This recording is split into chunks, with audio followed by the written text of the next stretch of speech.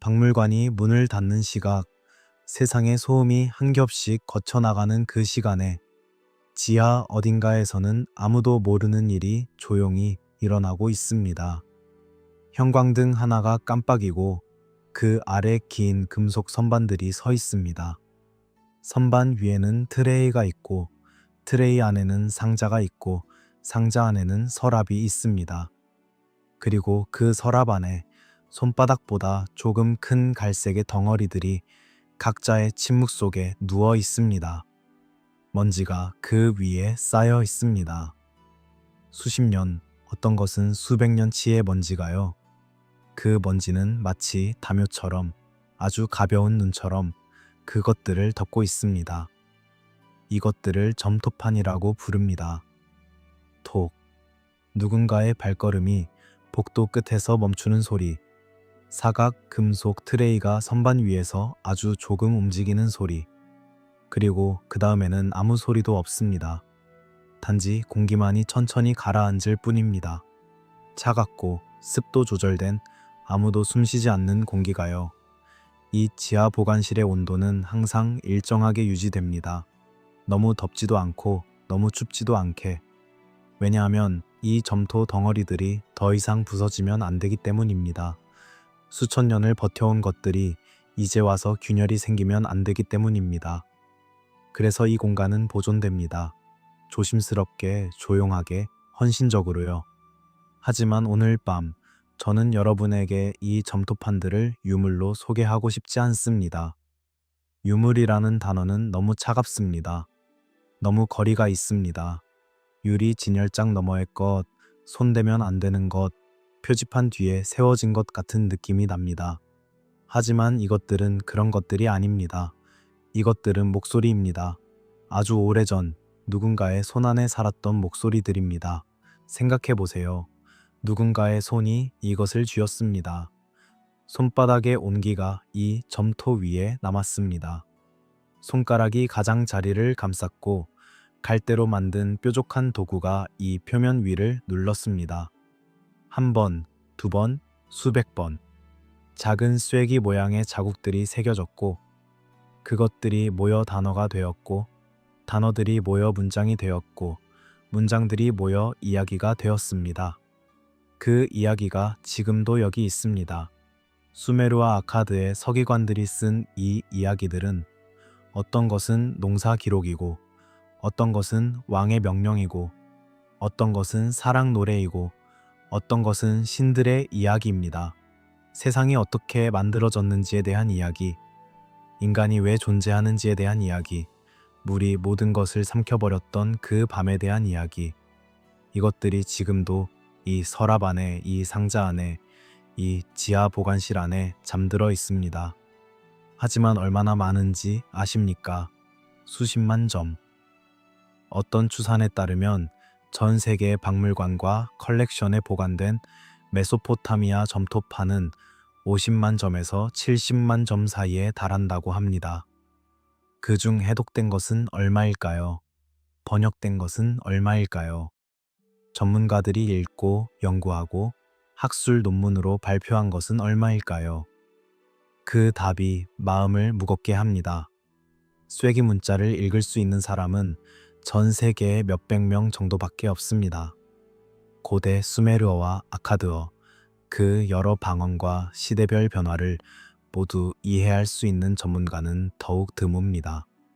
한 학자가 평생을 바쳐 읽을 수 있는 점토판의 수는 제한적입니다. 그래서 이 목소리들은 너무 오랫동안, 너무 많이, 너무 조용히 기다려왔습니다. 그런데 최근에 무언가가 달라지기 시작했습니다. 피곤을 모르는 눈이 등장했습니다. 잠들지 않아도 되는 독자가 나타났습니다. 사진 한 장이 업로드되면 몇 초 안에 초벌 번역이 나오는 시대가 열렸습니다.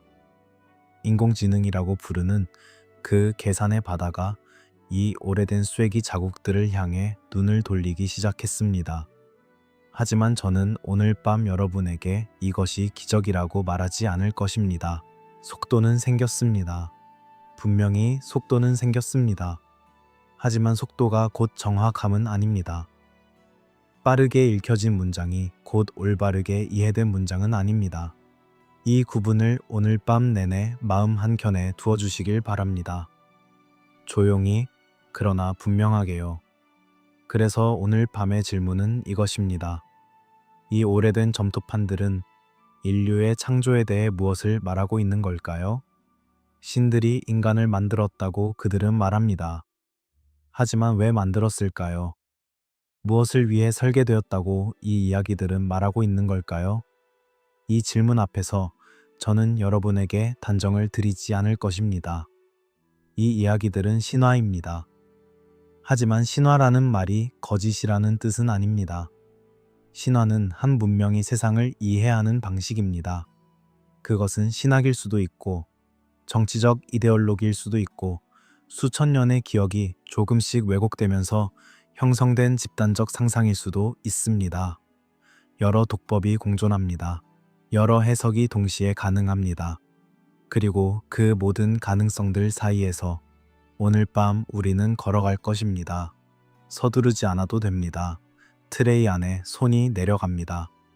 조심스럽게 아주 천천히 면장갑을 낀 손이 점토판의 가장자리를 감쌉니다. 들어 올려지는 순간 먼지가 흩어집니다. 아주 가벼운 먼지들이 빗속에서 천천히 떨어집니다. 눈처럼요. 소리 없는 눈처럼요. 그리고 쐐기 자국들이 빛을 받습니다.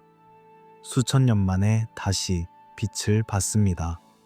이 이야기의 시작은 물이라고 그 자국들은 말하고 있는 것 같습니다.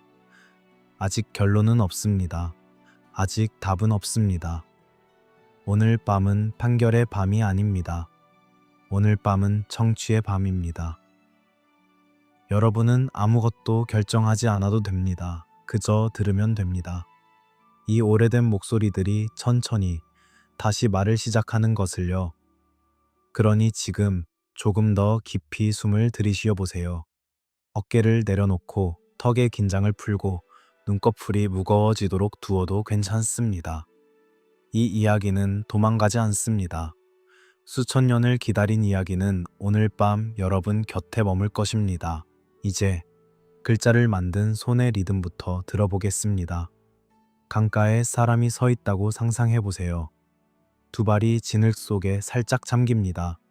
강물은 천천히 지나갑니다. 그 사람은 허리를 굽혀 진흙 한 덩어리를 집어듭니다. 양손으로 감쌉니다. 손바닥에 온기가 전해집니다. 젖은 흙의 온기가요. 보드라운, 아직 아무것도 새겨지지 않은 무한한 가능성의 덩어리가요. 이것이 시작이었습니다. 문자가 탄생하기 이전에도 인간은 기억했습니다. 하지만 기억은 사라집니다. 한 사람이 죽으면 그 사람이 품었던 기억도 함께 사라집니다. 그래서 인류는 기억을 바깥으로 꺼내는 방법을 찾았습니다. 돌에 새기고 뼈에 새기고 그리고 마침내 강가의 진흙 위에 새기기 시작했습니다. 약 5,000년 전 현재의 이라크 남부 지역 유프라테스 강과 티그리스 강 사이의 평야에서 수메르인들이 처음으로 그것을 했습니다. 갈대를 잘라 뾰족하게 만든 도구, 그것을 스타일러스라고 부릅니다. 이 도구를 젖은 점토 위에 누릅니다. 각도를 조금 틀어서요. 그러면 쐐기 모양의 자국이 납니다. 작은 삼각형의 머리와 가느다란 꼬리를 가진 자국. 이것을 쐐기 문자, 영어로는 큐니폼이라고 합니다. 라틴어로 쐐기를 뜻하는 단어에서 온 이름입니다. 누르고 떼고 다시 누릅니다. 이 리듬을 상상해 보세요. 규칙적이고 반복적이고 거의 호흡처럼요.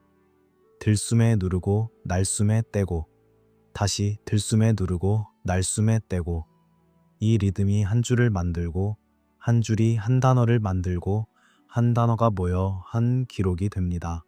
수천 년 전에 서기관이 만든 리듬이 지금 이 조용한 밤에 여러분의 호흡과 겹쳐질 수 있습니다. 에두바. 서기관 학교를 수메르어로 이렇게 불렀습니다. 글자 그대로는 점토판의 집이라는 뜻입니다. 이 학교에는 어린 학생들이 있었습니다. 아마도 8살, 9살, 10살쯤 된 아이들이요. 그들은 아침 일찍 학교에 와서 점토를 받았습니다. 선생님이 써준 예문을 보고 그것을 따라 쓰는 것이 하루 일과였습니다. 쐐기 자국 하나하나를 따라하면서요. 하지만 아이들의 손은 아직 익숙하지 않습니다. 줄이 비뚤어집니다. 자국이 너무 깊어집니다. 각도가 어긋납니다. 잘못 쓴 부분은 손가락으로 눌러 지울 수 있습니다. 점토가 아직 젖어 있는 동안에는요. 그리고 다시 씁니다. 또 실수합니다.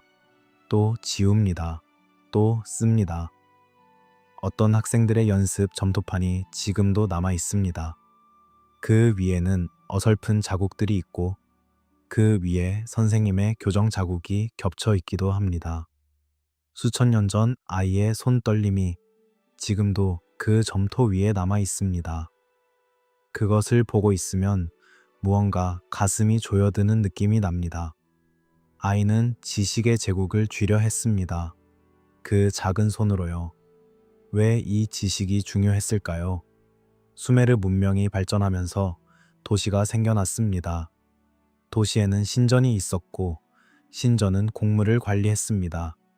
농부들이 수확한 것을 가져오면 신전에서 기록하고 관리하고 나누어 주었습니다. 이 모든 것을 기억으로만 할 수는 없었습니다. 누가 얼마를 가져왔고 누가 얼마를 받아왔는지를요. 그래서 기록이 필요했습니다. 처음에 쐐기 문자는 순전히 행정적 도구였습니다.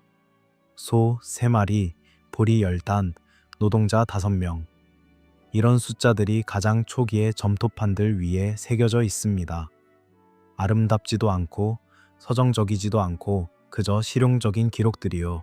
하지만 시간이 지나면서 이 도구는 더 많은 것을 담기 시작했습니다.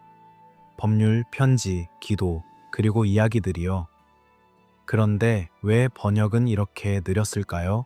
앞서 말씀드린 것처럼 전 세계에 소장된 메소포타미아 점토판은 수십만 점에 달합니다. 그리고 쐐기 문자를 읽을 수 있는 전문가는 전 세계의 극소수입니다.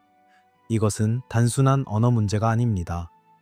수메르어는 우리가 알고 있는 다른 어떤 언어 계통과도 명확한 연관성이 밝혀지지 않은 고립 언어입니다. 아카드어는 세머족에 속하지만 그 역시 수천 년의 변화를 거쳤습니다. 도시마다, 시대마다 어휘가 달랐습니다. 같은 단어가 다른 시기에 다른 뜻을 가졌습니다. 같은 쐐기 자국이 문맥에 따라 다르게 읽혔습니다. 한 학자가 이것을 제대로 배우는 데에는 수년이 걸립니다. 그리고 배운 후에도 새로운 점토판 앞에서는 매번 조심스럽게 천천히 여러 가능성을 대조하면서 읽어야 합니다. 그래서 수십만 점의 점토판이 아직도 읽히지 않은 채로 서랍 안에 있습니다. 그런데 인공지능이 등장했습니다. 고해상도 사진 한 장을 찍습니다. 그것을 시스템에 업로드합니다. 몇 초 혹은 몇 분 안에 텍스트가 나옵니다. 쐐기 자국들이 문자로, 문자가 단어로, 단어가 문장으로 변환됩니다. 이것이 가능해졌습니다. 하지만 이것이 무엇인지를 정확하게 이해해야 합니다. 이것은 초벌 지도입니다.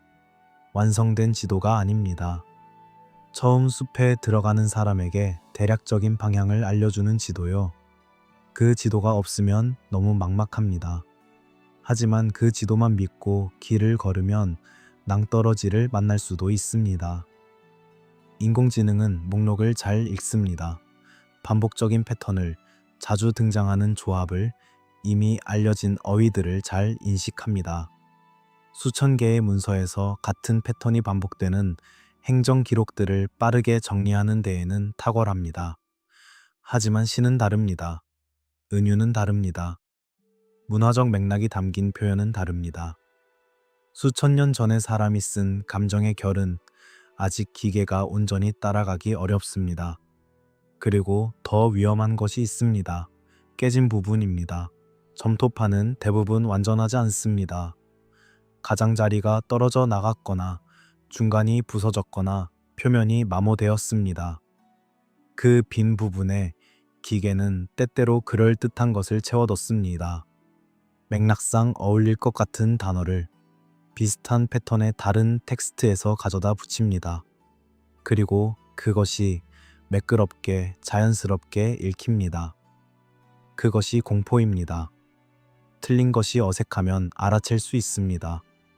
하지만 틀린 것이 매끄럽게 읽히면 우리는 그것을 진실이라고 믿기 시작합니다. 수천 년 전에 서기관이 쓴 것이라고 믿기 시작합니다. 하지만 그것은 기계가 추측한 것입니다. 그래서 인간학자들이 하는 일이 무엇인지가 더욱 중요해집니다. 그들은 대조합니다. 비슷한 시기에 같은 도시에서 나온 다른 점토판들과 표현을 비교합니다. 주석을 답니다. 이 부분은 불확실하다고, 이 단어는 다른 가능성이 있다고, 이 문장은 문맥상 이렇게 읽힐 수도 있지만 저렇게 읽힐 수도 있다고 기록합니다. 도시마다 다른 어휘를 확인합니다. 시대마다 달라진 쓰임새를 추적합니다. 이 느린 검증의 작업은 속도의 시대에 오히려 더욱 빛납니다. 빛을 여러 각도로 움직여가며 점토판을 관찰하는 장면을 상상해 보세요. 정면에서는 보이지 않던 쐐기 자국이 옆에서 비스듬히 빛을 비추면 그림자로 떠오릅니다. 마모된 것처럼 보였던 표면에서 희미한 선이 나타납니다. 빛의 각도가 바뀌면 다른 문자가 보입니다. 이것을 락킹 라이트 기법이라고 합니다. 오늘날에는 3D 스캔과 다파장 이미징 기술이 이 과정을 돕습니다. 눈으로는 볼 수 없는 것들이 디지털 이미지 안에서 드러납니다.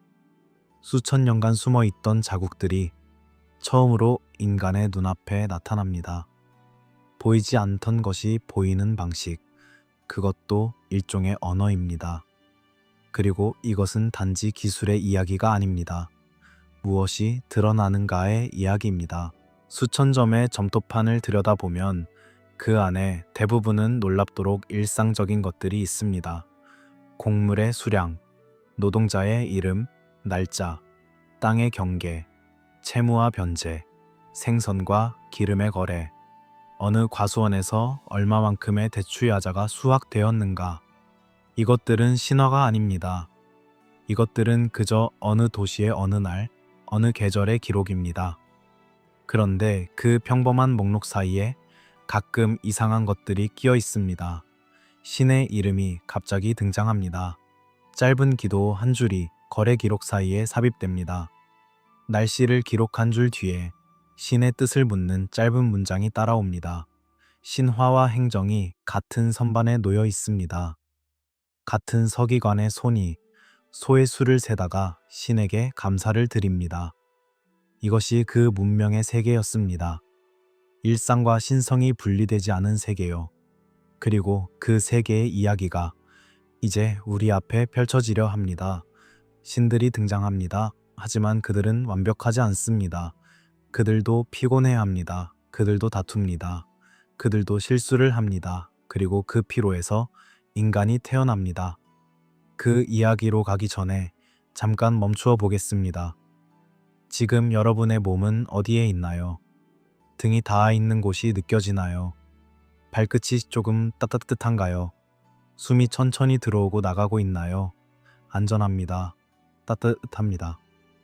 그리고 이 이야기는 천천히 이어집니다.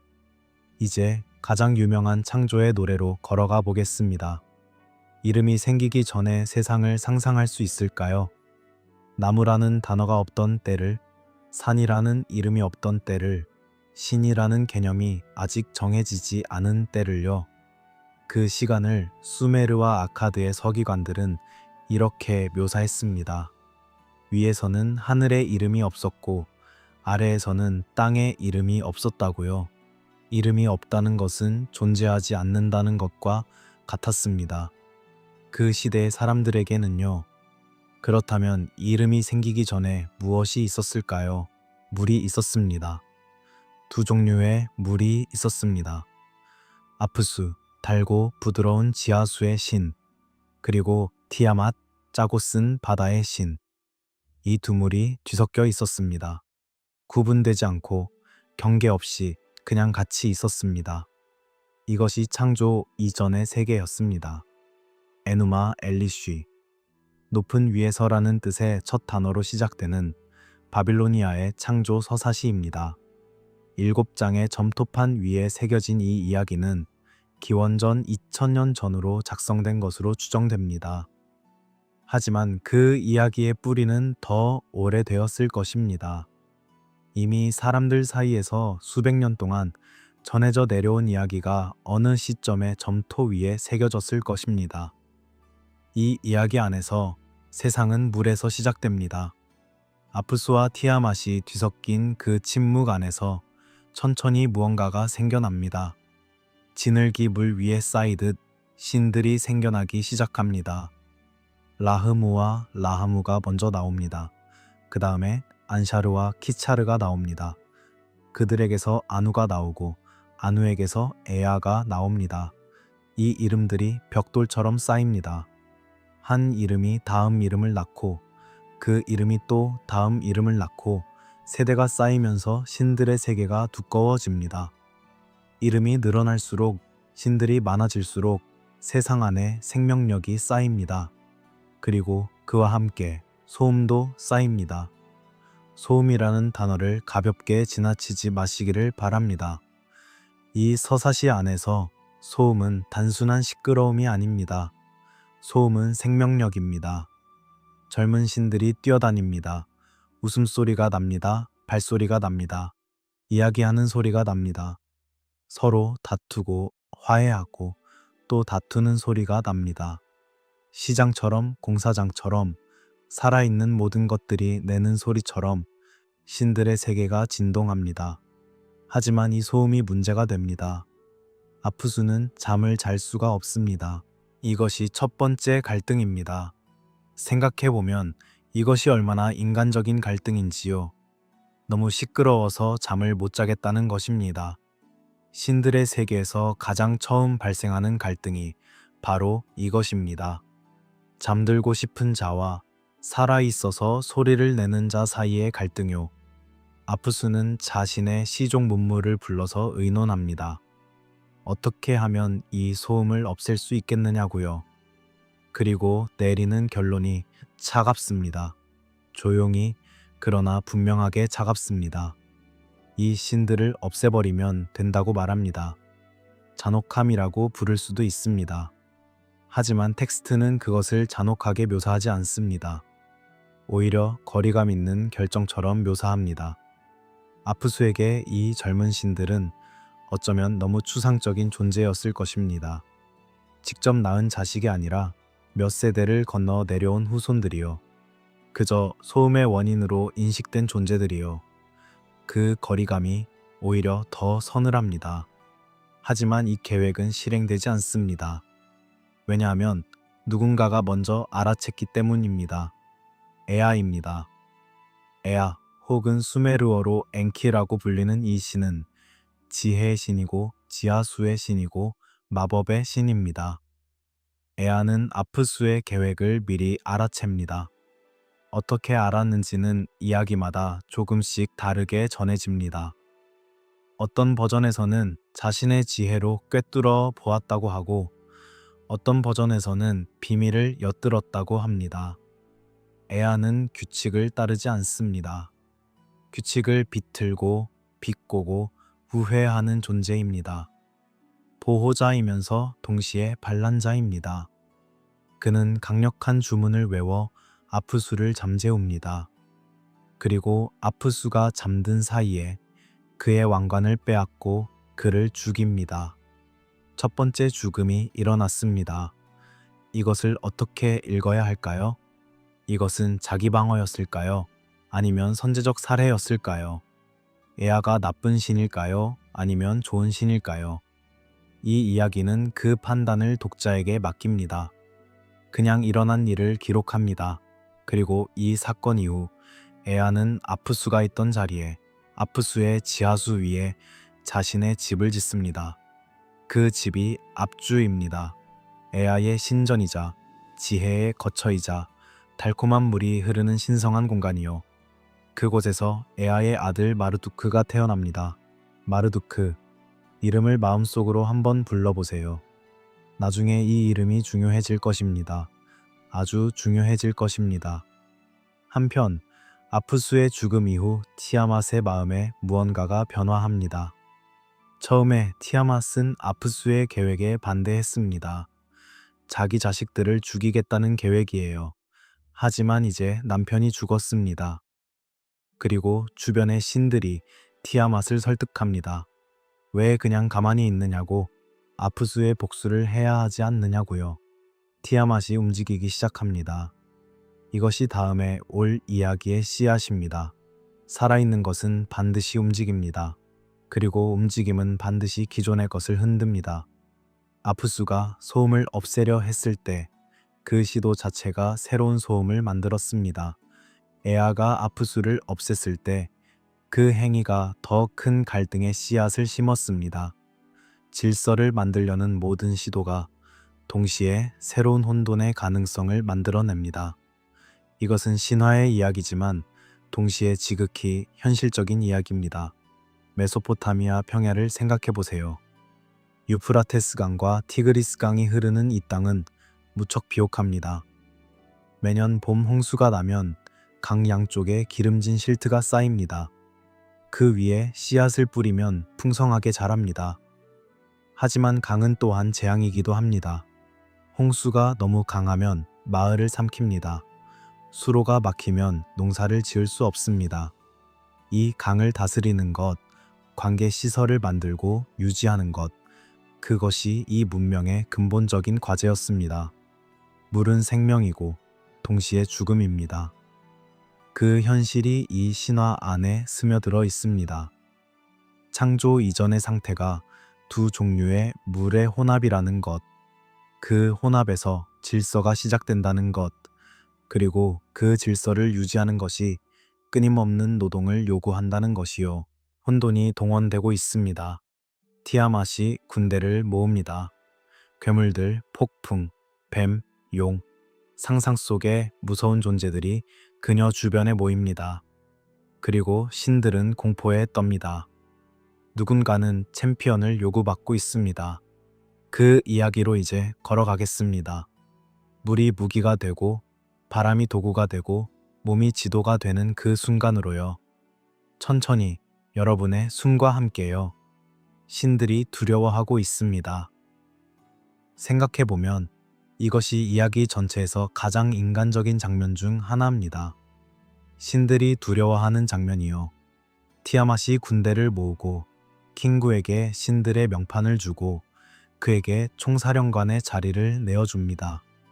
그리고 신들은 차례차례 나서서 티아맛에게 맞서려 하지만 가까이 다가갈수록 그 위력에 압도되어 돌아옵니다. 아누가 나섭니다. 하지만 돌아옵니다. 다른 신들도 나섭니다. 하지만 돌아옵니다. 그 순간 누군가가 마르두크의 이름을 말합니다. 에아의 아들, 지혜의 자식, 아프수의 집에서 자란 신, 네 개의 눈을 가지고 네 개의 귀를 가졌다는, 태어날 때부터 특별했다는 그 신의 이름을요. 하지만 마르두크는 그냥 나서지 않습니다. 이것이 중요한 순간입니다. 마르두크는 조건을 겁니다. 내가 티아맛을 물리치면 나를 신들의 왕으로 인정하라고요. 내 말이 곧 법이 되도록 하라고요. 신들이 집회를 열어 결정을 내리면 그 결정이 불변의 것으로 남도록 하라고요. 권력은 두려움과 거래 속에서 탄생합니다. 이것이 이 이야기가 조용히 가르쳐주는 것입니다. 위기가 없었다면 마르두크는 최고권을 요구하지 않았을 것입니다. 티아맛이 군대를 이끌지 않았다면 신들은 마르두크에게 그 권위를 내주지 않았을 것입니다. 신들은 동의합니다. 잔치를 열고 마르두크에게 왕의 권위를 부여합니다. 마르두크는 준비를 시작합니다. 그물을 만듭니다. 사방에서 바람을 불러 모읍니다. 폭풍을 길들입니다. 활과 창을 갖추고 번개를 옆에 두고 불꽃으로 몸을 감쌉니다. 그리고 앞으로 나아갑니다. 티아맛의 군대는 거대합니다. 괴물들이 앞에 늘어서 있습니다. 하지만 이 이야기는 그 장면을 공포 영화처럼 묘사하지 않습니다. 오히려 상징의 퍼레이드처럼 천천히 흘려보냅니다. 뱀, 용, 라하무, 사나운 개, 정알 인간, 물고기 인간, 거대한 뿔을 가진 존재들이 줄지어 서 있습니다. 무서운 것들이지만 어딘가 의식적이고 정렬된 느낌으로요. 마르두크와 티아맛이 마주섭니다. 마르두크가 말을 겁니다. 왜 당신이 직접 싸우려 하느냐고요. 당신의 아들들이 당신을 충동질한 것 아니냐고요. 티아맛은 이 말에 흔들립니다. 분노로요. 주문을 외우고 소리를 지르며 마르두크를 향해 돌격합니다. 그리고 마르두크는 그물을 펼칩니다. 사방에서 불러모은 바람이 그 그물을 채웁니다. 티아맛이 그물 안에 갇힙니다. 마르두크가 특별한 바람을 티아맛의 열린 입속으로 불어넣습니다. 그 바람이 티아맛의 몸 안으로 들어가고 몸이 팽창합니다. 그리고 마르두크는 단 한 번의 창으로 그 부풀어 오른 몸을 가릅니다. 티아맛이 쓰러집니다. 이것이 전투의 결정적 장면입니다. 그런데 주목할 것은 여기서 전투가 어떻게 묘사되는가입니다. 그물, 바람, 팽창, 한 번의 창, 격투가 없습니다. 피가 강처럼 흐르는 묘사가 없습니다. 마치 소리 없는 우주공학처럼 차갑고 정밀하게 한 번의 결정으로 끝납니다. 그리고 이제부터가 진짜 창조입니다. 마르두크는 쓰러진 티아맛의 몸 앞에 섭니다. 그리고 그 몸을 두 조각으로 나눕니다. 한 조각으로는 하늘을 만들고 다른 한 조각으로는 땅을 만듭니다. 창조는 무에서 시작된 것이 아닙니다. 이전에 존재했던 것을 재배치하면서 시작됩니다. 이것이 이 창조 신화가 가진 핵심적인 감각입니다. 없던 것을 만드는 것이 아니라 있던 것을 새롭게 배열하는 것으로서의 창조요. 마르두크는 그 일을 계속합니다. 티아맛의 눈에서 유프라테스 강과 티그리스 강이 흐르게 합니다. 그녀의 꼬리로 하늘의 경계를 만듭니다. 그녀의 젖으로 구름을 만들고 그 구름에서 비가 내립니다. 몸의 구멍들에서 바람이 불어나옵니다. 세상이 한 몸의 해체로부터 만들어집니다. 이 이미지는 매우 독특합니다. 창조가 승리와 동시에 이루어지고 그 재료가 패배한 혼돈 자체라는 것이요. 그렇다면 이 세상 안에는 혼돈이 여전히 내포되어 있는 것입니다. 질서 안에 혼돈의 원재료가 담겨 있는 것이요. 이것이 메소포타미아의 세계관이 담고 있는 깊은 긴장감입니다. 그 다음으로 마르두크는 별을 만들고 달을 만듭니다. 별들을 배치하면서 별자리를 만들고 별자리의 움직임으로 시간을 셉니다. 달에게 주기를 부여합니다. 초승달에서 보름달로, 보름달에서 금음달로, 다시 초승달로. 이것이 달력이 됩니다. 경계선이 생겨납니다. 하늘과 땅 사이의 경계, 물과 육지 사이의 경계, 낮과 밤 사이의 경계, 계절과 계절 사이의 경계, 정리정돈의 미학으로서의 창조가 이루어집니다. 그런데 이 질서는 왜 이렇게 피곤해 보일까요? 마르두크가 별을 배치하고 달의 주기를 정하고 강의 흐름을 설계하는 이 장면들 안에서 어딘가 지치는 느낌이 납니다. 일이 너무 많습니다. 세상을 유지하는 것은 한 번의 승리로 끝나지 않습니다. 별자리가 제자리를 지키도록 관리해야 합니다. 강이 범람하지 않도록 지켜야 합니다.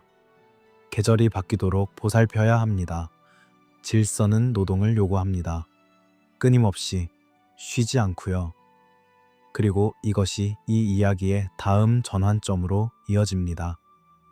신들도 일한다는 설정 안에는 신들도 피곤하다는 가능성이 내포되어 있습니다. 그리고 피곤한 신들이 어떤 생각을 하기 시작하는지가 이제 곧 나타납니다. 메소포타미아의 현실을 잠깐 떠올려 보겠습니다. 이 지역의 삶은 강에 달려 있었습니다. 매년 봄이 되면 산에서 녹은 눈이 강으로 흘러들어 수위가 높아집니다. 이 물을 잘 이용하면 넓은 들판을 적실 수 있습니다. 하지만 그러려면 수로를 파야 합니다. 제방을 쌓아야 합니다. 물길을 유도해야 합니다. 그리고 이 시설들을 매년 관리해야 합니다. 막히면 뚫고 무너지면 고치고 새로 필요한 곳에는 새로 파야 합니다. 이것이 문명을 유지하는 노동이었습니다. 끝없는 반복적인 집단적인 노동이요. 신화 안에서 신들이 우주를 유지하는 노동도 마찬가지입니다. 강을 흐르게 하고 비를 내리게 하고 흙이 기름지도록 보살피는 것들이요. 이 노동이 쉬면 세상이 멈춥니다. 그러니 쉴 수가 없습니다. 그렇다면 누가 이 노동을 해야 하는가? 라는 질문이 생겨납니다. 그리고 그 질문의 답이 바로 인간입니다. 점토가 사람의 얼굴을 갖는 그 순간이 이제 가까이 와 있습니다. 차갑고 서늘하고 그러면서도 어딘가 친밀한 그 순간이요. 숨을 한번 고르고 그쪽으로 걸어가겠습니다.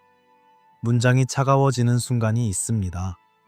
이야기를 듣다 보면 어떤 순간 분위기가 바뀝니다.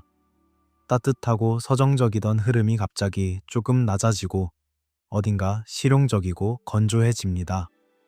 에누마 엘리쉬에서 인간이 등장하는 부분이 바로 그런 느낌입니다. 마르두크가 신들의 집회에 말을 꺼냅니다. 신들을 위한 성역을 세우고 그 안에서 신들이 쉴 수 있도록 하겠다고요. 신들이 기뻐합니다. 오랜 노동 끝에 쉴 수 있다는 말이에요. 하지만 마르두크는 계속해서 말합니다. 그러나 그러려면 신들의 노동을 대신할 누군가가 필요하다고요. 이 문장 앞에서 잠깐 멈추어 보겠습니다. 인간의 탄생이 경이롭고 사랑스러운 이야기로 시작하지 않는다는 것을요. 신이 외로워서 친구를 만들었다는 이야기가 아닙니다. 신이 사랑이 넘쳐서 새로운 존재를 창조했다는 이야기가 아닙니다. 인간은 신들의 부담을 덜기 위한 도구로 등장합니다. 이것이 이 창조 신화가 말하는 것입니다.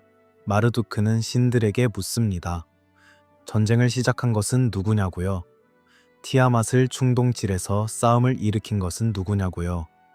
신들이 킹구의 이름을 말합니다. 티아맛의 두 번째 배우자, 티아맛의 군대를 이끌었던 존재의 이름을요. 킹구가 불려옵니다. 그리고 처형됩니다. 에아가 킹구의 피를 받아서 점토와 섞습니다. 그리고 그 혼합물로 인간을 만듭니다. 피와 점토, 신적인 것과 흙적인 것의 결합. 이것이 인간의 재료입니다. 이 장면을 의식이라고 부를 수도 있고 레시피라고 부를 수도 있습니다. 두 가지 느낌이 동시에 납니다. 어딘가 신성하고 동시에 어딘가 제조 공정 같은 느낌이요. 이 경계가 이 이야기 전체에 스며들어 있습니다. 누가 희생되는가에 주목해 보겠습니다. 킹구는 왜 선택되었을까요? 그는 전쟁의 책임자로 지목되었습니다. 문제의 씨앗으로요. 질서를 어지럽힌 존재로요. 그러나 동시에 그는 티아맛의 의지로 임명된 존재이기도 했습니다. 그가 선택하여 반란을 일으킨 것인지 아니면 그저 티아맛의 도구였는지는 분명하지 않습니다. 하지만 질서는 책임자를 필요로 합니다. 그리고 그 책임자의 소멸로부터 새로운 존재가 만들어집니다. 이 구조가 조용히 말하는 것이 있습니다. 질서는 죄를 만든다는 것입니다. 누군가가 잘못되었다고 명명될 때 그 명명이 곧 희생의 정당성이 됩니다. 그리고 그 희생에서 인간이 나옵니다. 인간의 목적을 이 이야기는 직접적으로 말합니다. 신들의 노동을 대신하기 위해서라고요. 신들이 쉴 수 있도록 하기 위해서라고요. 고백처럼요. 조용하고 숨기지 않고 그냥 말합니다. 신들이 신전을 갖게 되었습니다. 신들이 예배를 받게 되었습니다. 신들이 쉬게 되었습니다. 그러기 위해 인간이 만들어졌습니다. 왜 이런 이야기가 설득력을 가졌을까요? 수로를 생각해 보세요. 유프라테스 강 옆에 사는 사람이 매일 새벽 일어나서 수로를 점검합니다. 막힌 곳은 없는지, 흘러야 할 물이 잘 흘러가는지, 제방이 무너지지는 않았는지를요. 이 일이 끝이 없습니다. 평생 이 일을 해야 합니다. 그의 아버지도 했고 그의 아들도 할 것입니다. 왜 이 일을 해야 하는가? 라는 질문에 이 신화가 답을 줍니다. 이것이 우리의 목적이라고요. 처음부터 이 일을 위해 만들어졌다고요. 그래서 이 노동은 의미가 있다고요. 이 설명이 위로가 될 수 있습니다. 무의미한 것처럼 느껴지는 반복적인 노동에 신화적 목적이 부여됩니다. 이 부담은 원래부터 배당된 것이라는 감각이요. 하지만 동시에 이것은 정치적 언어가 될 수도 있습니다. 너는 섬기도록 만들어졌다는 문장은 지배를 정당화하는 데 쓰일 수 있습니다. 왜 어떤 사람들은 더 많이 일하고 어떤 사람들은 더 많이 쉬는가에 대한 질문에 이 신화적 언어가 답을 강요할 수 있습니다. 우주의 질서가 그렇게 설계되었다고, 처음부터 그렇게 정해진 것이라고요. 이 두 가지 독법이 동시에 가능합니다. 그리고 어느 것이 맞는지를 이 이야기는 결정해 주지 않습니다. 그저 낮은 목소리로 질문을 남깁니다. 그렇다면 우리는 누구를 위해 만들어졌을까요? 킹구의 피가 담긴 점토로 만들어진 인간. 그 안에는 신적인 무언가가 담겨 있습니다. 킹구는 신이었으니까요. 그 피가 인간 안에 흐르고 있습니다. 하지만 그것은 쓸모를 위해 담긴 것일까요? 아니면 인간이 그보다 더 많은 것이 될 가능성을 위해 담긴 것일까요? 생각하는 도구는 언제나 위험합니다. 생각하는 도구는 언젠가 왜라는 질문을 하기 때문입니다. 이것이 신들이 인간에게 신적인 요소를 담으면서 동시에 느꼈을 양가 감정입니다. 쓸모 있는 존재, 하지만 동시에 위험할 수 있는 존재. 일은 하지만 생각도 하는 존재요. 그리고 그 양가 감정이 이 이야기를 넘어서 다른 이야기 안으로도 이어집니다. 에누마 엘리시보다 더 오래된 뼈대를 가진 이야기가 있습니다. 아트라시스라고 불리는 이야기요. 이 이야기 안에서 창조는 조금 다르게 시작됩니다. 그리고 그 시작이 더 직접적으로 인간 노동의 기원을 말합니다. 점토를 다시 트레이에 내려놓는 소리가 들리는 것 같습니다. 조심스럽게, 아주 천천히, 가장자리가 다치지 않도록요. 이제 신들의 파업과 반란이 창조를 낳는 이야기로 이동하겠습니다. 세상이 세 부분으로 나누어진 뒤였습니다. 하늘은 아누에게 돌아갔습니다. 땅은 엔릴에게 돌아갔습니다. 그리고 물은 에이아에게 돌아갔습니다. 이 세 신이 세계를 나누어 가졌습니다. 공평한 것처럼 보입니다. 추첨으로 결정했다고 아트라하시스 서사시는 전합니다. 하지만 평등은 수평적 분할로만 이루어지지 않습니다. 왜냐하면 이 세상 안에는 다른 신들도 있었기 때문입니다. 세상을 나누어 가진 세 신 아래에 일하는 신들이 있었습니다. 이갈라 신들이라고 불리는 하급 신들이요. 아누나키 신들이 위에서 명령하면 이갈라 신들이 아래에서 일했습니다. 그들이 무슨 일을 했든지 이 이야기는 구체적으로 묘사합니다. 수로를 팠습니다. 강바닥을 정리했습니다. 운하를 뚫었습니다. 돌을 날랐습니다. 흙을 옮겼습니다. 이것이 하급 신들의 일이었습니다. 하늘이 완성된 뒤에도, 땅이 만들어진 뒤에도 이 노동은 끝나지 않았습니다. 세상을 유지하려면 계속 일해야 했으니까요. 40년. 이야기는 이 숫자를 말합니다. 그들이 40년 동안 노동했다고요. 이 숫자를 문자 그대로 받아들일 필요는 없습니다. 하지만 이 숫자가 전달하는 감각은 분명합니다. 너무 오래 일했다는 것이요. 끝이 보이지 않았다는 것이요. 그리고 어느 날 밤, 이갈라 신들이 멈추었습니다. 그것은 격렬한 반란이 아니었습니다. 적어도 처음에는요. 그들은 그냥 내려놓았습니다. 들고 있던 도구를 불 속에 던졌습니다. 삽을, 바구니를, 곡괭이를요. 그리고 엔릴의 집 앞으로 걸어갔습니다. 밤이었습니다. 문을 둘러쌌습니다. 이것을 폭동이라고 부를 수도 있습니다. 하지만 그 장면을 묘사하는 방식은 폭동보다는 포위에 가깝습니다. 조용한 포위, 말없이 서 있는 존재들의 무게감이요. 들어오지도 않고 떠나지도 않고 그냥 그 자리에 있는 것이요. 엔릴이 잠에서 깨어납니다. 자신의 집이 둘러싸인 것을 봅니다. 사자를 불러서 누가 이 일을 시작했는지 물어보라 합니다. 하지만 사자가 돌아와 말합니다. 모두가 함께한 것이라고요. 지도자가 따로 없다고요. 그들 모두가 집단적으로 결정한 것이라고요. 이 대목에서 잠깐 멈추겠습니다. 이것이 파업입니다. 현대적인 의미에서의 파업이요. 지도자를 특정하지 않음으로써 처벌을 피하고 집단적 행동으로 협상력을 높이는 방식이요. 수천 년 전의 이 이야기 안에 노동쟁의의 기본 구조가 들어 있습니다. 엔릴은 괴롭습니다. 화가 납니다. 하지만 동시에 어찌할 도리가 없다는 것도 압니다. 이들을 모두 처벌할 수는 없습니다. 세상 일이 멈출 테니까요. 아누가 문제를 해결하려 합니다. 하지만 일하는 신들의 하소연을 듣고 그들의 고충이 이해된다고 말합니다. 40년의 노동은 너무 길었다고요. 그리고 에아가 해결책을 제시합니다. 대체 노동자를 만들자고요. 이것이 그 장면의 핵심입니다. 파업에 대한 응답이 처벌이 아니라 대체였습니다. 문제를 일으킨 신들을 없애는 것이 아니라 그들을 대신할 새로운 존재를 만드는 것이었습니다. 권력의 실용성이라고 부를 수 있겠습니다.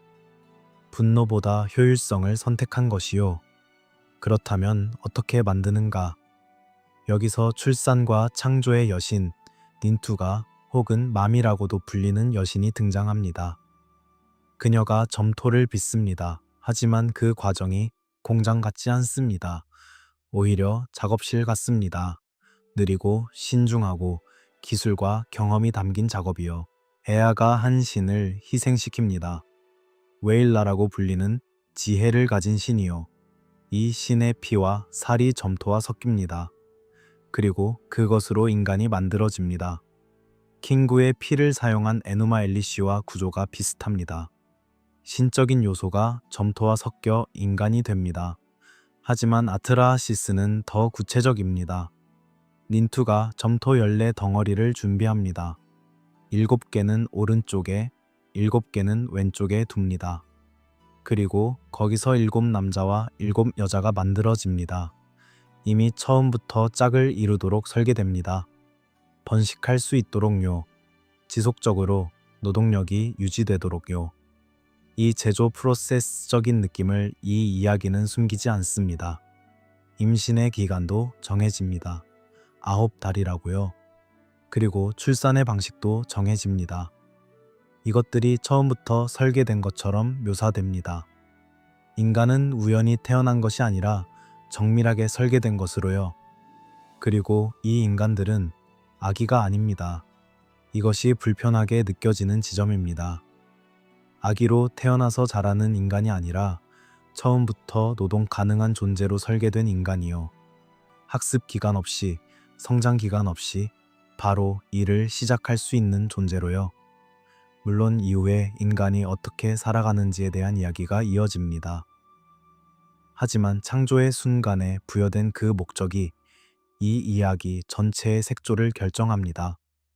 신과 인간이 점토 안에서 결박되었다는 감각이 남습니다. 웨일라 신의 살과 피가 담긴 점토. 그것이 인간의 몸입니다. 그 안에 신적인 것이 있습니다. 하지만 그것은 신과 인간을 같게 만드는 것이 아닙니다. 오히려 연결의 끈입니다. 서로 묶인 끈, 인간이 완전히 신과 분리될 수 없는 끈이요. 그리고 신이 인간을 완전히 포기할 수 없는 끈이기도 합니다. 이 양쪽에서 당기는 긴장이 이야기를 계속 움직입니다. 메소포타미아 신화 전통 안에는 또 다른 모티프가 있습니다.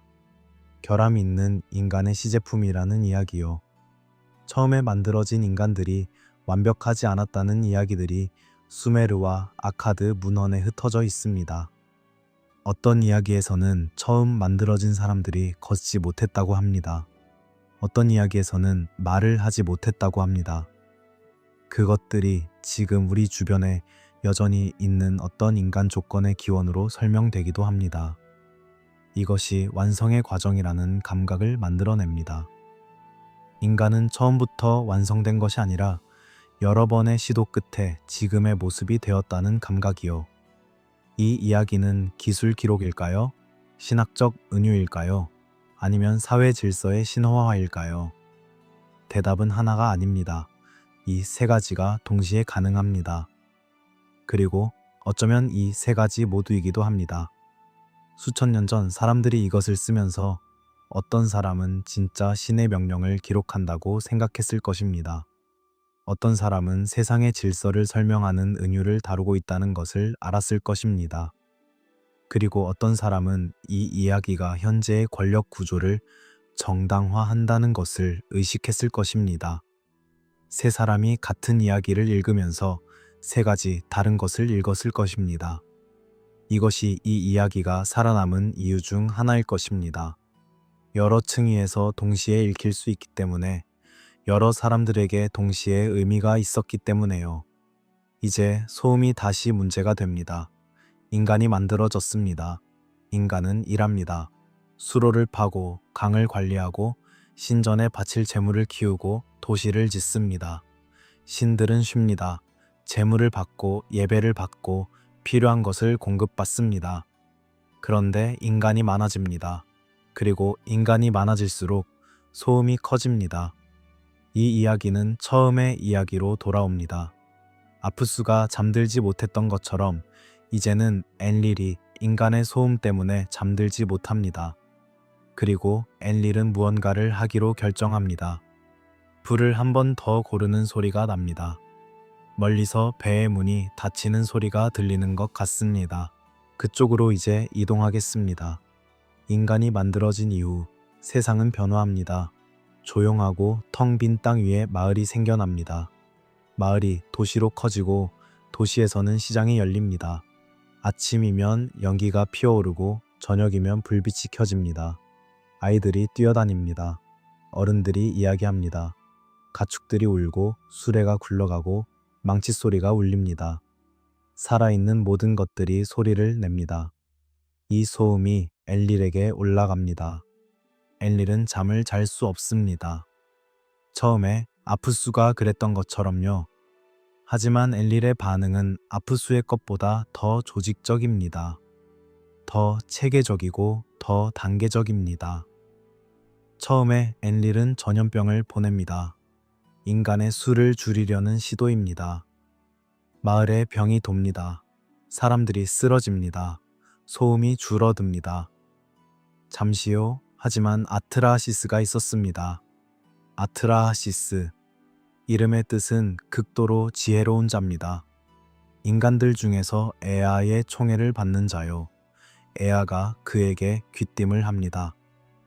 어떻게 하면 이 재앙을 막을 수 있는지를요.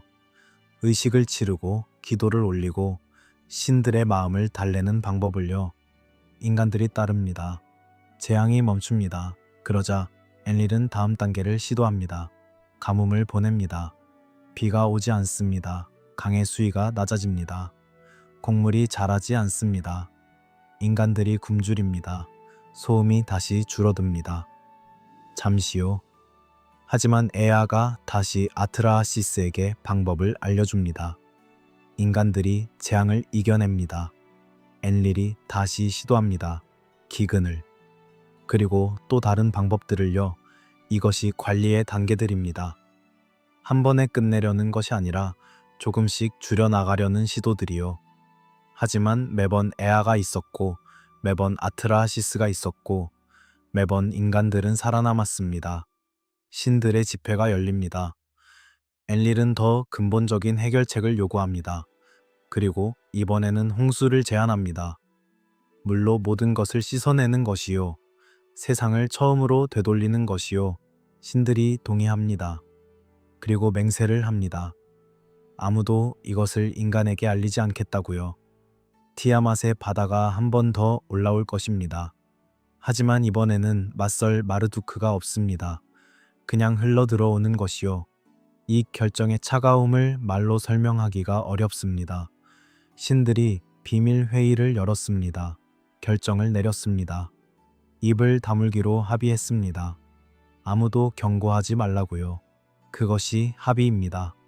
냉정하고 실용적이고 감정 없는 합의요. 하지만 에아는 입을 다물지 않습니다. 그렇다고 직접 아트라하시스에게 말하지도 않습니다. 에아는 갈대 울타리에게 말을 겁니다. 이것이 아트라하시스 서사시에서 가장 유명한 장면 중 하나입니다. 에아가 갈대 울타리에 기대어서 갈대에게 말합니다. 울타리여, 들어라. 벽이여, 들어라. 홍수가 올 것이다. 배를 지어라. 치수를 알려주겠다고요. 물론 이 갈대 울타리 뒤에 아트라하시스가 있었습니다. 그가 들었습니다. 이것은 법의 우회입니다. 에아는 아무도 인간에게 직접 경고하지 않겠다는 맹세를 했습니다. 하지만 갈대에게 말하는 것은 인간에게 말하는 것이 아닙니다. 기술적으로는 맹세를 어기지 않았습니다. 하지만 그 내용은 전해졌습니다. 에아는 이런 신입니다. 규칙을 비틀고 틈새를 찾고 우회로를 만드는 신이요. 아트라하시스가 배를 짓기 시작합니다. 배의 규모가 묘사됩니다. 치수가 정해집니다. 역청을 발라 물이 새지 않도록 합니다. 지붕을 덮습니다. 문을 냅니다. 그 안에 가족을 태우고 동물들을 태우고 씨앗을 싣고 장인들을 모읍니다.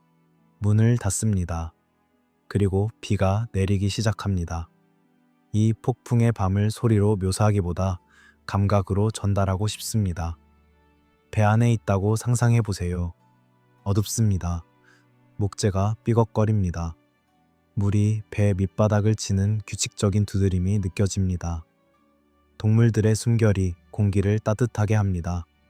빗소리가 나무 지붕을 두드립니다. 처음에는 가늘게, 그 다음에는 굵게, 그리고 나중에는 소리와 소리를 구분할 수 없을 만큼 한꺼번에요. 밖에서 무슨 일이 일어나는지 알 수 없습니다. 문이 닫혀 있으니까요. 며칠이 지납니다. 폭풍이 계속됩니다. 신들조차 자신들이 일으킨 폭풍의 크기에 두려워합니다. 이야기는 신들이 울부짖었다고 말합니다. 자신들이 낳은 인간들이 사라지는 것을 보며 어미처럼 통곡했다고요. 이 묘사가 중요합니다. 신들은 인간을 없애기로 했습니다. 하지만 막상 그 결과를 보면서 슬퍼합니다. 이것이 이 이야기가 말하는 신들의 양가성입니다. 없애고 싶어 하면서도 없어지면 슬픈 존재들이요. 그 모순이 나중에 이야기의 결말을 바꿉니다. 폭풍이 잦아듭니다. 배가 멈춥니다. 어딘가에 닿습니다. 산꼭대기예요. 아트라하시스가 문을 조금 엽니다. 빛이 들어옵니다. 물이 보입니다. 아직 물이 가득합니다. 그는 새를 풀어보냅니다. 비둘기를 먼저요. 비둘기가 돌아옵니다. 아직 내릴 땅이 없다는 것입니다. 제비를 보냅니다. 제비도 돌아옵니다. 그 다음에 까마귀를 보냅니다. 까마귀가 돌아오지 않습니다. 이 순간이 희망의 얇은 빛입니다. 까마귀가 돌아오지 않는다는 것은 내릴 땅을 찾았다는 것입니다. 먹을 것이 있다는 것입니다. 세상이 다시 나타났다는 것입니다. 아트라하시스가 배에서 나옵니다. 제사를 드립니다. 향을 피웁니다. 연기가 하늘로 올라갑니다. 그리고 신들이 그 영의 냄새를 맡습니다. 팔이 때처럼 모여든다고 이야기는 묘사합니다. 오래 굶주렸던 존재들처럼요. 여기서 이 이야기의 날카로운 구조가 드러납니다. 인간이 없으면 재물도 없습니다. 인간이 없으면 신전도 없습니다. 인간이 없으면 예배도 없고 노래도 없고 수로를 파는 노동도 없습니다. 신들이 인간을 없애기로 했을 때 그들은 자신들이 무엇을 잃게 되는지를 완전히 생각하지 못했습니다. 엔릴이 제사 연기를 보고 분노합니다. 살아남은 자가 있다니 누군가가 비밀을 누설했다는 것이요. 하지만 이제는 너무 늦었습니다. 살아남은 사람들이 있고 그들이 제사를 드리고 있고 세상은 다시 시작될 준비가 되어 있습니다. 에아가 나섭니다. 엔리를 꾸짖습니다. 죄 없는 자들까지 다 쓸어버리는 것은 지혜롭지 않다고요. 전부를 없애는 것보다 더 나은 방법이 있다고요. 그래서 어떻게 되는가? 협상이 이루어집니다. 인간을 완전히 없애지 않는 대신 인간의 수를 제한하는 장치들이 도입됩니다. 죽음이 처음으로 고정됩니다. 인간의 수명이 제한됩니다. 전에는 이 이야기들 안에서 인간들이 매우 오래 살았습니다. 앞서 이야기할 왕명표의 것처럼 이야기 속 초기 인간들의 수명은 현실을 넘어섰습니다. 하지만 이제 수명이 줄어들고 결국 죽음이 각 사람에게 정해집니다. 출산에 어려움이 생겨납니다. 모든 임신이 성공적으로 이어지지 않도록요. 어떤 아이들은 태어나자마자 죽도록요. 신전 여사제들처럼 아이를 낳지 않는 존재들의 역할이 생겨납니다. 이 제한들을 새 코드라고 불러보겠습니다. 세상이 리셋된 이후에 설치된 새로운 운영 규칙들이요. 인간이 무한정 늘어나지 않도록, 소음이 다시 통제 불가능해지지 않도록 설계된 제한들이요. 이것이 죽음이 있는 이유이고, 아이를 잃는 슬픔이 있는 이유이고, 삶이 영원하지 않은 이유라고 이 이야기는 말합니다. 이 설명을 어떻게 받아들여야 할지 저도 확신하지 않습니다. 그것이 위로인지 아니면 더 깊은 불안인지를요. 우리의 한계가 설계된 것이라는 생각이 어떤 사람에게는 의미가 될 수 있고 어떤 사람에게는 견디기 어려운 생각이 될 수도 있습니다. 이 이야기는 그 판단을 독자에게 남깁니다. 강물이 흐르는 소리가 들립니다. 멀리서 천천히요. 홍수가 끝나고 남은 물이 다시 강으로 모여드는 소리입니다. 땅이 드러납니다. 지늘기 빗속에서 마릅니다. 그 위에 무언가가 다시 자랄 것입니다. 이제 땅속으로 내려가겠습니다. 지층 안에 쌓인 기억으로요. 왕들의 이름이 새겨진 목록으로요. 그 목록이 기록하는 불가능한 시간의 이야기로요. 땅을 파면 이야기가 나옵니다. 이것이 고고하기 하는 일입니다. 삽을 들고 붓을 들고 천천히 땅을 걷어내면 그 안에서 과거가 드러납니다. 메소포타미아의 여러 유적지에서 고고학자들이 발견하는 것 중에 특별히 주목할 것이 있습니다. 층이 사이에 있는 실트입니다. 지늘개 층이요. 사람이 살았던 층이 있습니다. 독이 조각이 나오고 숯이 나오고 뼈가 나오는 층이요. 그 위에 아무것도 없는 실트층이 있습니다. 그냥 강에서 온 퇴적물로만 이루어진 층이요. 그리고 그 위에 또 사람이 살았던 층이 있습니다. 이것은 무엇일까요? 이 실트층이 홍수의 증거일 수 있습니다. 어느 시점에 강이 범람해서 사람들이 살던 곳을 덮었다는 증거요. 그리고 홍수가 물러간 뒤에 다시 사람들이 돌아와 살기 시작했다는 증거요.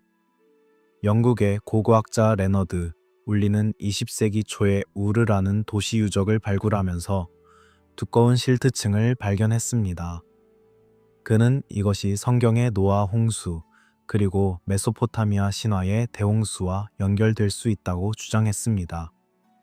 이 발견은 당시에 큰 화제가 되었습니다. 하지만 이후의 연구들은 이것을 더 복잡하게 만들었습니다. 이 실트층이 발견되는 곳이 우르 하나만이 아니었습니다. 하지만 각 지역에서 발견되는 실트층의 연대가 서로 다릅니다. 같은 시기에 전 지역을 덮은 대홍수의 증거가 아니라 시기가 다른 여러 번의 지역적 홍수들의 증거들일 수 있습니다. 이것이 학계의 현재 이해입니다. 신화의 홍수와 지층의 홍수는 일치하지 않을 수 있습니다. 하지만 그렇다고 대화를 나누지 않는 것도 아닙니다. 수천 년 동안 이 강들 옆에서 살았던 사람들에게 대홍수는 분명히 실제 경험이었습니다. 집을 삼킨 강물, 사라진 마을, 살아남은 사람들의 이야기가 세대를 거치면서 전해졌을 것입니다. 그리고 그 기억들이 모이고 쌓이면서 신화가 되었을 것입니다. 지층과 신화는 대화를 나눕니다. 하지만 완전히 겹쳐지지는 않습니다. 이제 수메르 왕명표 이야기를 해야 할 것 같습니다. 왕명표란 왕들의 이름과 통치 기간을 순서대로 나열한 목록입니다. 수메르어로 작성된 가장 유명한 버전이 학자들에게 수메르 왕명표, 영어로는 수메리안 킹 리스트라는 이름으로 알려져 있습니다. 기원전 2000년 전후에 작성된 것으로 추정되지만 더 오래된 구전 전통을 기반으로 했을 것입니다. 이 목록에는 홍수 이전과 홍수 이후를 가르는 선이 있습니다. 홍수 이전에는 5도시에서 8명의 왕이 다스렸다고 기록됩니다. 그리고 그들의 통치 기간이 적혀 있습니다. 그 숫자들이 눈을 의심하게 합니다. 알룰림이라는 왕은 28,000년을 다스렸다고 합니다. 알랄가르는 36,000년을 다스렸다고 합니다.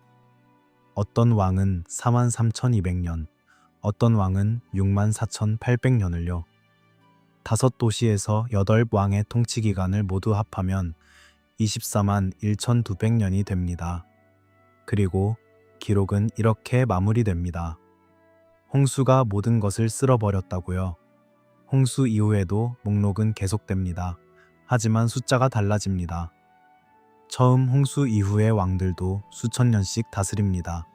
그러다가 점점 줄어듭니다. 수백 년으로, 100년 이하로, 몇십 년으로요. 그리고 어느 시점에서 숫자들이 우리가 알 수 있는 현실적인 범위 안으로 들어옵니다. 이것이 어떤 느낌인지 상상해 보세요. 높은 산 위에 서서 아래를 내려다보는 것처럼요. 멀리 있는 것은 안개에 가려져 형체가 불분명합니다. 신화적 시간, 신성한 시대로요. 그 안개가 걷히면서 숫자들이 점점 또렷해지고 현실로 내려옵니다. 해안선 같은 느낌이라고 해도 좋겠습니다. 먼 바다에서 점점 육지 쪽으로 걸어오는 것처럼 발밑에 실제 땅이 느껴지기 시작하는 지점이 있습니다. 왜 홍수 이전의 숫자들이 그렇게 클까요? 학자들 사이에서 여러 해석이 있습니다. 하나의 해석은 단위의 문제입니다. 수메르의 숫자 체계는 우리와 다릅니다. 60진법을 기반으로 합니다. 어떤 학자들은 이 긴 통치 기간의 숫자들이 계산 방식의 차이에서 비롯된 것일 수 있다고 합니다. 년을 우리와 다르게 셌을 수 있다고요. 예를 들어 달수로 셌다면 1만 2천 달은 약 1000년이 됩니다. 또 다른 해석은 신성한 시대라는 개념입니다. 홍수 이전의 왕들은 신화적 존재들입니다. 그들의 통치 기간은 실제 시간을 기록한 것이 아니라 그 존재들의 신성함과 위대함을 숫자로 표현한 것일 수 있습니다. 신의 시대는 인간의 시간으로 잴 수 없다는 감각이요. 또 다른 관점은 이것이 정치적 문서라는 것입니다. 왕명표를 작성한 시기에 통치하던 왕의 왕조를 정당화하기 위해 그 왕조의 기원을 신화적 시대까지 끌어올린 것일 수 있습니다. 우리 왕조의 계보는 홍수 이전부터 내려온다는 주장이요. 이 세 가지 해석이 모두 가능합니다.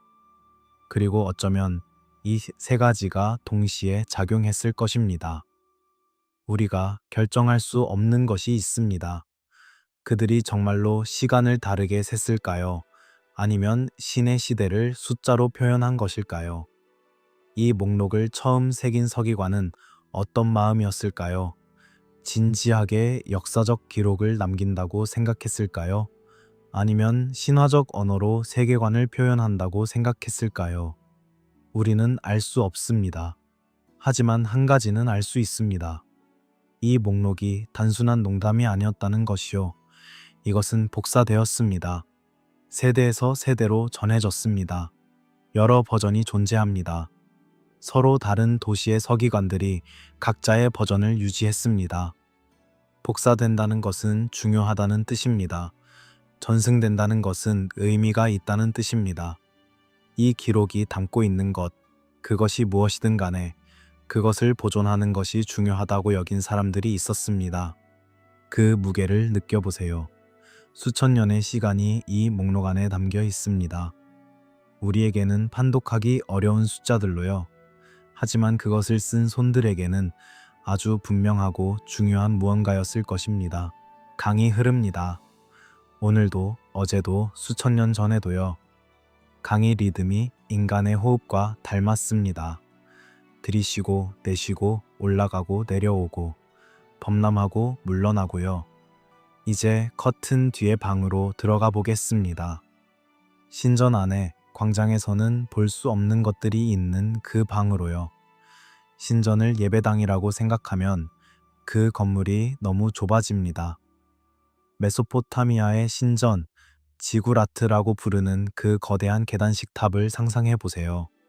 그것은 도시의 가장 높은 곳에 있었습니다. 가장 큰 건물이었습니다. 그것은 예배당이었지만 동시에 창고였습니다. 학교였습니다. 법원이었습니다. 은행이었습니다. 그리고 천문대였습니다. 곡물이 신전에 모였습니다. 도시 사람들이 수확한 것을 신전에 냈습니다. 신전은 그것을 기록하고 관리하고 필요한 이들에게 나누어 주었습니다. 달력이 신전에서 관리되었습니다. 언제 씨를 뿌리고 언제 수확해야 하는지가 신전의 관측에 기반했습니다. 계약이 신전 앞에서 체결되었습니다. 신의 이름 앞에서 맺은 약속은 가장 강력한 구속력을 가졌습니다. 지식이 신전에 있었습니다. 그리고 모든 지식이 공개되지는 않았습니다. 어떤 이야기들은 광장용이었습니다. 신년 축제에서 모든 사람들이 듣는 이야기들이요. 에누마 엘리쉬가 그런 이야기였습니다. 바빌로니아의 신년 축제 아키투에서 이 창조 서사시가 낭독되었습니다. 공개적으로, 집단적으로요. 하지만 어떤 이야기들은 내실용이었습니다. 사제들만이 접근할 수 있는 방 안에 보관된 점토판들이요. 치유의 주문, 예언의 해석, 별의 움직임과 왕의 운명을 연결하는 비법들이요. 이것들은 전수되었습니다. 특정한 사람에게만 특정한 방식으로요. 창조의 비밀이 왜 통제되어야 했을까요? 생각해 보겠습니다.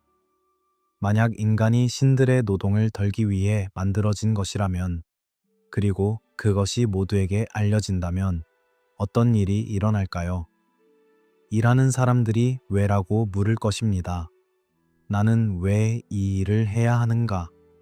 내가 만들어진 목적이 단지 다른 누군가의 부담을 덜기 위해서라면 나는 그것을 수용해야 하는가? 아니면 거부할 수 있는가? 이 질문이 위험합니다. 그 시대의 권력에게요. 노동하는 자들이 자신의 존재 목적에 의문을 가지기 시작하면 질서가 흔들립니다. 그래서 지식은 관리되어야 했습니다. 누가 무엇을 알고 누가 무엇을 모르는가가 권력의 기반이 됩니다. 하지만 동시에 모든 것이 숨겨질 수는 없었습니다. 왜냐하면 지식을 전수해야 하기 때문입니다. 다음 세대의 사제가 다음 세대의 서기관이 이것을 알아야 하기 때문입니다. 그래서 전수는 이루어지지만 제한된 방식으로요. 이 긴장이 신전 안에 존재했습니다. 신들의 성격도 이 긴장을 반영합니다. 어떤 신은 엄격한 통제를 상징합니다. 규칙을 정하고 위반을 처벌하고 질서를 유지하는 신이요. 엔릴이 이런 성격을 가집니다. 또 어떤 신은 우애와 보호를 상징합니다. 규칙의 틈새를 찾고 비밀리에 도움을 주고 예상치 못한 방법으로 새로운 가능성을 여는 신이요. 에아가 이런 성격을 가집니다. 이 두 성격이 신화 안에서 반복됩니다. 권력의 양면이요. 통제하려는 힘과 그것을 피해가려는 힘. 이 둘이 긴장 속에 공존합니다. 아눈나키라는 이름에 대해서 말씀드려야 할 것 같습니다. 이 이름은 현대에 와서 매우 다양한 방식으로 사용됩니다. 어떤 사람들에게 이 이름은 외계 존재, 지구에 내려온 우주인을 의미하기도 합니다. 이 해석은 특히 20세기의 특정 저자들의 책을 통해 대중적으로 퍼졌습니다. 그러나 고대 메소포타미아 문헌에서 아눈나키는 단순히 신들의 집단을 가리킵니다. 하늘의 씨앗을 의미하는 수메르어에서 온 이름으로 주요한 신들의 무리를 지칭합니다. 에누마 엘리쉬에서는 마르두크가 승리한 후 신들의 집회에 참여한 주요 신들이 아눈나키로 언급됩니다. 하강이나 내려옴의 이미지가 이 이름과 연결된다는 상상력은 이해할 수 있습니다. 하늘과 땅을 오가는 신들의 이야기이니까요. 하지만 그것이 곧바로 우주선을 타고 온 외계인이라는 해석으로 이어지는 것은 현재의 학술적 이해와는 거리가 있습니다. 이 거리를 유지하는 것이 중요합니다. 그러나 동시에 왜 어떤 사람들이 그런 상상을 하게 되는지도 이해할 수 있습니다. 고대의 이미지들, 특히 날개 달린 존재나 빛을 발하는 신들의 묘사, 하늘에서 내려오는 신들의 이야기들이 현대의 눈으로 보면 특정한 방향의 상상력을 자극한다는 것은 사실입니다. 그럴 수도 있다고 느끼는 지점이 있는 것입니다. 그 감정 자체는 이해가 됩니다. 하지만 이 이야기들을 읽어온 연구자들은 그 표현들이 당대의 언어와 사고방식이 가진 비유의 한계 안에 있다고 봅니다. 신성함을 표현하기 위해 빛과 높이와 날개를 사용하는 것은 이 문화뿐 아니라 전 세계 많은 문화에서 공통적으로 나타나는 방식입니다. 그리고 때때로 평범한 목록 안에 이상한 항목이 들어 있습니다. 하늘에서 온 돌이라는 표현이 고대 문헌에 등장할 때 이것은 운석을 가리킬 가능성이 높습니다. 하늘에서 떨어지는 돌은 실제로 존재하고 그것이 신성한 의미를 가졌다는 것은 여러 문화에서 확인됩니다. 이것이 우주선이어야 할 필요는 없습니다. 하지만 그 불확실성은 남겨두어야 합니다. 우리가 모든 것을 알지는 못하기 때문입니다. 별과 주기의 기록 이야기를 마지막으로 해야겠습니다. 신전에서 이루어진 가장 중요한 관측 중 하나는 천문 관측이었습니다. 별의 위치를 기록하고 행성의 움직임을 추적하고 일식과 월식을 예측했습니다. 이것은 순수한 과학적 호기심에서 비롯된 것이기도 하지만 동시에 매우 실용적인 필요에서 비롯된 것이기도 합니다. 별을 보면 계절을 알 수 있습니다. 어느 별이 지평선 위로 올라올 때 씨를 뿌려야 한다는 것을 알 수 있습니다. 또 어느 별이 사라질 때 홍수의 시기가 다가온다는 것을 알 수 있습니다. 그래서 천문 관측은 농업이었습니다. 별자리는 달력이었습니다. 그리고 그 달력을 소유한 신전은 권력을 가졌습니다. 하지만 동시에 별들은 징조이기도 했습니다. 특정한 행성의 위치가 특정한 사건을 예고한다는 믿음이 있었습니다. 왕의 탄생과 죽음, 전쟁의 결과, 역병의 도래 같은 것들을요. 실용과 신성이 같은 지붕 아래 있었습니다. 이것이 메소포타미아 지식의 특성이었습니다. 분리하지 않는 것이요. 하늘의 별을 보면서 동시에 농사를 생각하고 신의 의지를 읽고 왕의 운명을 예측하는 것이요. 이 모든 것이 같은 관측 행위 안에 있었습니다. 그리고 그 지식이 어쩌면 우리가 잃어버렸다고 생각하는 완전한 옛 지식의 신화를 만들어냅니다. 잃어버린 황금 시대에 대한 그리움이 있습니다. 태초에 완전한 지식이 있었는데 그것이 홍수로, 세월로, 전쟁으로 사라졌다는 생각이요. 어딘가 그 지식이 여전히 숨어 있고 우리가 찾아내면 다시 완전해질 수 있다는 생각이요. 이 생각이 위로를 줍니다. 우리가 아직 불완전한 것은 실수가 아니라 잃어버린 것이 있기 때문이라는 감각이요. 찾으면 된다는 희망이요. 하지만 이 생각에는 위험도 있습니다. 모든 오래된 것을 지혜로 여기고 모든 현대적인 것을 타락으로 여기는 경향이 생길 수 있습니다. 혹은 어딘가 숨겨진 비밀 지식이 있고 그것을 가진 자가 세상을 통제한다는 음모론의 바탕이 될 수도 있습니다. 진실은 아마도 이것입니다. 고대에도 사람들은 많은 것을 알았지만 모든 것을 알지는 못했습니다. 현대에도 우리는 많은 것을 알지만 모든 것을 알지는 못합니다. 지식은 완성된 적이 없었습니다. 항상 쌓이는 중이었고 항상 일부는 사라지는 중이었습니다. 커튼이 천천히 내려옵니다. 신전 안에 등불이 하나씩 꺼집니다. 하지만 완전히 어두워지지는 않습니다. 아직 이야기가 남아 있습니다. 마지막으로 오늘로 돌아올 시간입니다. 지금 이 밤으로 우리가 살고 있는 이 시대로요. 불이 있습니다. 이 이야기의 처음에도 불이 있었습니다. 작은 장작 하나가 타고 있었고 그 빛 속에서 먼지가 눈처럼 가라앉고 있었습니다. 그리고 지금도 따뜻함 속에서 우리는 불편한 진실을 다룰 수 있습니다. 겁내지 않아도 됩니다. 이 이야기들은 오래됐지만 우리는 그것들보다 더 오래 살아있을 것입니다. 여기서 두 문장을 나란히 놓아보겠습니다. 신들이 피곤해서 인간을 만들었다. 인간이 피곤해서 인공지능을 만들었다. 이 두 문장 사이에 놓인 거리가 그렇게 멀지 않을 수도 있습니다. 수천 년 전 점토판 위에 새겨진 이야기가 말합니다.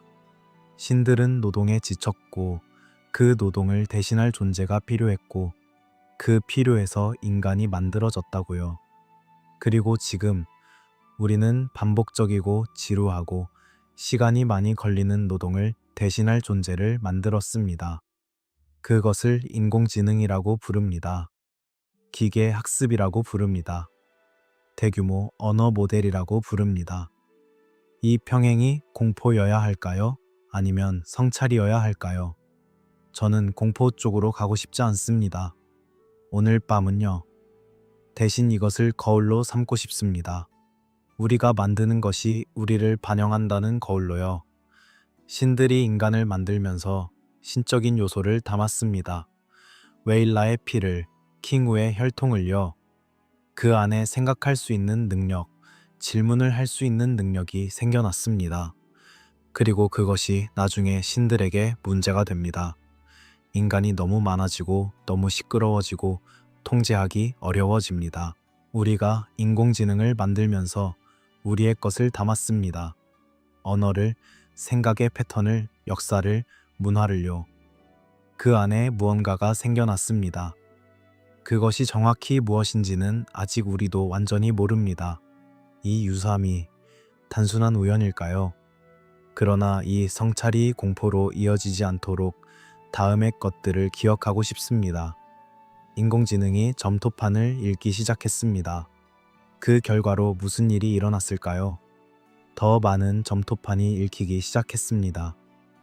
유명한 창조서사시들 뿐 아니라 평범한 기록들, 일상의 파편들이 빛을 받기 시작했습니다.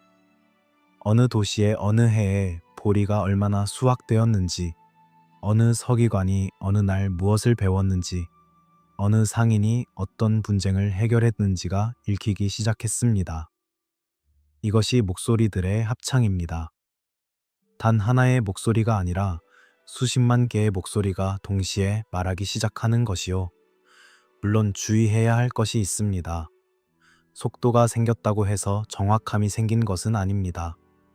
기계가 매끄럽게 번역한 것이 진실이라는 보장은 없습니다. 특히 깨진 부분을 채우는 방식에서 기계는 그럴듯한 것을 선택하지 옳은 것을 선택하지 않습니다. 그 두 가지가 일치하지 않을 때가 있습니다. 그래서 학자들이 합니다. 조용한 사람들이 낮은 목소리로 서로 대화하면서 천천히 검증하는 작업을요. 기계가 내놓은 초벌 번역을 옆에 두고 다른 자료들과 비교하고 주석을 달고 불확실한 것은 불확실하다고 표시하고 확실한 것은 확실하다고 기록하는 작업이요. 이 작업이 느립니다. 하지만 이것이 진짜 발견입니다. 인공지능은 새로운 사실을 창조하지 않습니다. 이미 있던 것의 접근성을 넓힐 뿐입니다. 수십만 점의 점토판이 지하 보관실에 있었습니다. 그것들은 항상 거기 있었습니다. 목소리들은 항상 있었습니다. 다만 들을 수 없었을 뿐입니다. 이제 조금 더 많이 들을 수 있게 되었습니다. 그것이 선물입니다. 조심스럽게 받아야 하는 선물이지만 선물인 것은 분명합니다. 이제 이 모든 이야기가 하나의 질문으로 모입니다. 우리는 무엇을 위해 존재하는가? 그리고 누가 그 목적을 정했는가? 수천 년 전 점토판이 말합니다. 신들의 노동을 덜기 위해서라고요. 그 대답이 당시 사람들에게 무언가를 의미했습니다. 노동의 의미를, 삶의 질서를, 자신의 위치를 설명해 주는 무언가를요. 하지만 그 대답이 지금 우리에게도 유효한가? 그리고 만약 그것이 유효하지 않다면 우리는 어떤 대답을 가지고 있는가? 이 질문 앞에서 저는 오늘 밤 답을 드리지 않겠습니다. 대신 홍수의 이야기를 다시 떠올립니다. 엔릴은 소음이 너무 커졌을 때 리셋 버튼을 눌렀습니다. 통제할 수 없는 것을 없애버리는 방식으로 문제를 해결하려 했습니다. 하지만 그것은 완전한 해결이 아니었습니다. 살아남은 자들이 있었고 세상은 다시 시작되었고 소음은 다시 생겨났습니다. 우리 시대에도 리셋 욕망이 있습니다. 너무 복잡해진 것을, 너무 시끄러워진 것을, 너무 많아진 것을 한 번에 정리해버리고 싶은 충동이요. 기술로, 정책으로, 혹은 다른 무언가로요. 하지만 홍수 이후에 신들이 배운 것이 있습니다. 인간을 없앨 수 없다는 것이요. 그래서 선택한 것은 제거가 아니라 관계 재설정이었습니다. 함께 살아가는 방법을 찾는 것이었습니다. 그 선택이 완벽하지는 않았습니다. 이 이야기 안에서도요. 우리 시대에도 그 선택이 완벽할 수는 없을 것입니다. 하지만 완벽하지 않아도 그 방향을 찾아가는 것이 가능합니다. 점토판이 지하 보관실로 돌아갑니다. 트레이 위에 조심스럽게 아주 천천히 가장자리가 다치지 않도록요. 쐐기 자국들이 다시 어둠 속으로 들어갑니다. 하지만 완전한 어둠이 아닙니다. 이제 더 많은 사람들이 이 목소리들을 듣고 있으니까요. 어딘가에서 서버의 팬이 돌아가는 소리가 납니다. 낮고 균일하고 지치지 않는 소리가요. 그 소리 안에서 수천 개의 쐐기 자국이 계속 읽히고 있습니다. 수천 년의 목소리들이 조용히 들려지고 있습니다. 그리고 먼 강 어딘가에서 물이 흘러갑니다. 오늘도 어제도 수천 년 전에도 그랬듯이요. 우리는 아직 모릅니다. 많은 것들을요. 인간이 왜 만들어졌는지를, 우리가 무엇을 위해 존재하는지를, 수천 년 전 서기관이 정말로 무엇을 생각하면서 쐐기 자국을 새겼는지를요. 하지만 들을 수는 있습니다. 이 오래된 목소리들을요. 그리고 듣는 것은 아는 것의 시작입니다. 오늘 밤 이 이야기들이 여러분 곁에 머물기를 바랍니다. 대답이 아니라 함께 있는 것으로요. 안내등처럼 너무 밝지 않게, 그러나 완전히 꺼지지 않게요. 천천히 숨을 내쉬어 보세요. 세상이 만들어지기 전의 물처럼, 경계 없이 섞여 있는 그 고요한 상태처럼요. 아직 이름이 붙여지지 않은 것들이 잠들어 있는 그 공간처럼요. 여러분은 오늘 밤 아주 오래된 질문들과 함께 앉아 있었습니다. 그리고 그 질문들이 여러분을 해치지 않는다는 것을 이제 조금은 느끼실 수 있을 것입니다. 답이 없어도 괜찮습니다. 모르는 채로 쉴 수 있습니다. 에아가 갈대 울타리에게 말했던 것처럼 이 이야기도 여러분에게 직접 말하지 않고 그냥 흘러왔습니다. 여러분이 원하는 만큼 듣고 원하는 만큼 흘려보낼 수 있습니다. 오늘 밤 안전합니다. 따뜻합니다. 그리고 수천 년의 목소리들이 여러분 곁에 있습니다. 이런 이야기들을 더 이른 시간에 만나고 싶으신 분들은 채널 구독을 눌러두시거나 멤버십으로 함께 해주시면 좋겠습니다. 아직 이야기되지 않은 오래된 것들이 더 있습니다. 다음 밤에 또 이 조용한 곳에서 만나겠습니다. 천천히 쉬어가세요.